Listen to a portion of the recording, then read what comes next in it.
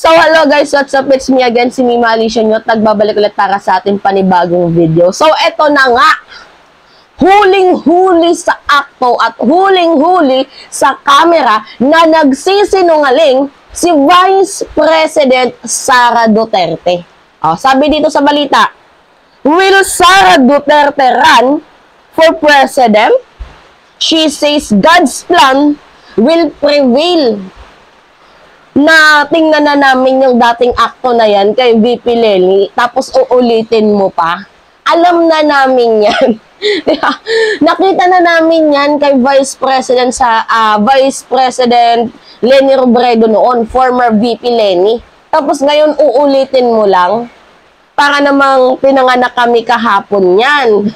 Kung gagawin mo pa yan. Gas-gas na yan eh. Yung mga ganyang salita na hindi tatakbo, in God's plan, gas-gas na yan. Diba? Huwag mo nang ulitin. Hindi naman ata kami sintong-sinto. Anyway guys, pasensya na kung medyo may extra noise kasi umuulan dito sa amin. Pero naka-reduce naman yung yung noise kapag kapag bumabagsak dito sa sa bubong namin. Boses niyo lang maririnig ko, pero meron pa din konting noise diyan.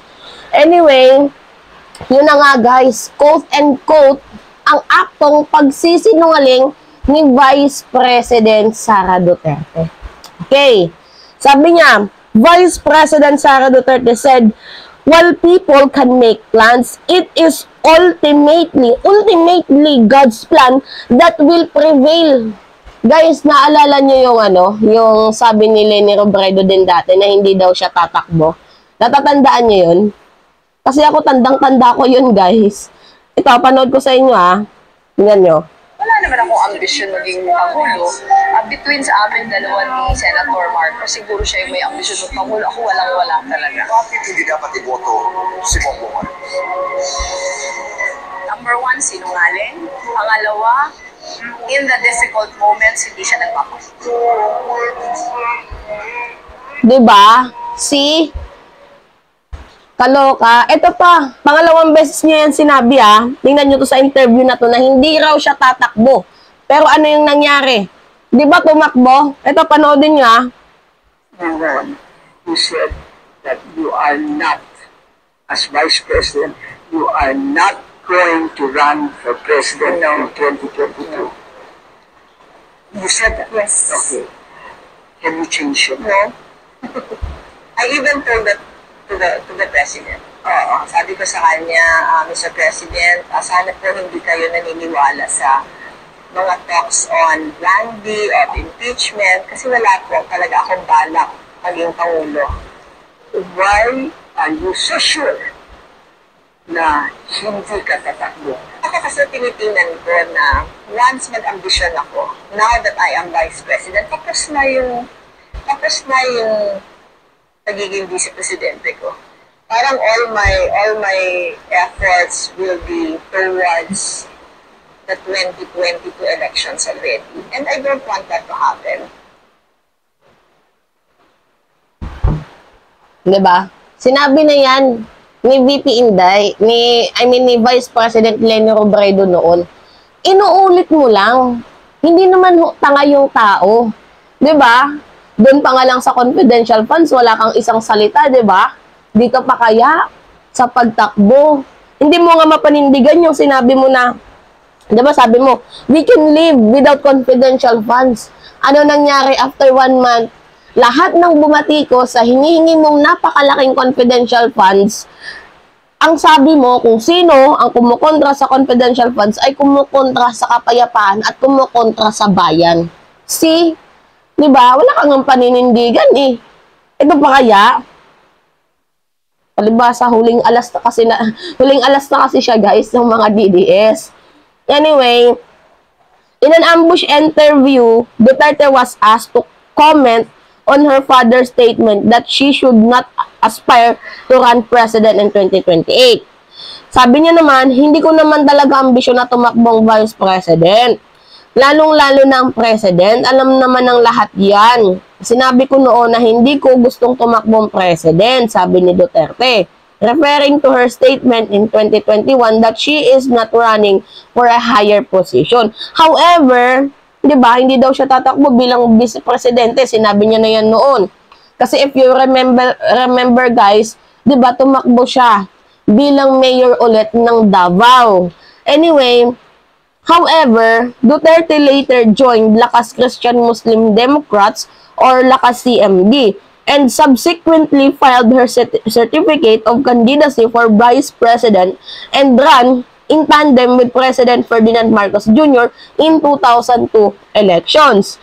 Lahat ng ginawa natin, we can only plan it, will be truly be God's plan that will prevail.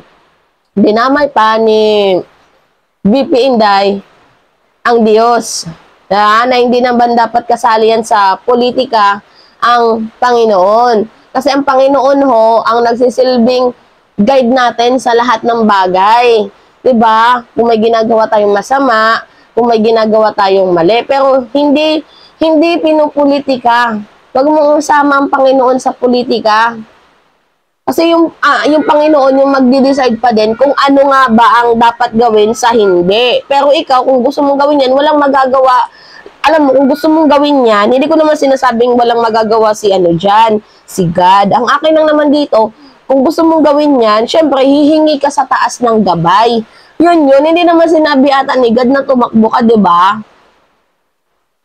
Ang ano lang dito is yung willingness mo kung tumakbo ka. Yun.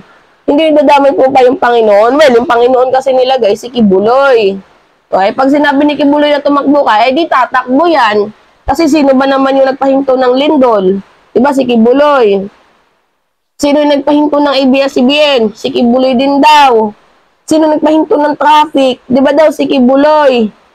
Oh. Di si Kibuloy ang Panginoon nila. VP Inday, huling alas na kasi nila yan guys, si Vice President Sara Duterte. Kapag yan, nawala pa yan, wala na silang power. Wala na silang, alam yun, kapangyarihan sa lahat. So yan yung kinakatakot ni dating Pangulo Rodrigo Roa Duterte na mawalan siya ng kapangyarihan. Kaya habang malayo pa yung eleksyon, sinisiraan niya na yung mga unit team. Si Martin Romualdez, si Pangulong PBBM, lahat sinisiraan niya na. So, ganun talaga ang politika, guys. Remember, there is no permanent friends nor allies, but only permanent interest. Ang layo-layo pa ng 2028 election, yan na agad yung pinoproblema nyo. Samantalang si House Speaker Martin Romualdez, anong sabi niya? Malayo pa ang 2028 election. I am here to serve the people. Yan dapat. Kasi you are a public servant eh. You are meant to serve the public. Ano ka? Tapos uunahin mo yung future 2028 election na napakalayo pa. Ang daming taong nagugutom. Anyway, yun lamang ho guys. It's me again, si Mimali Siya. Nagbabalik ulit para sa ating panibagong video.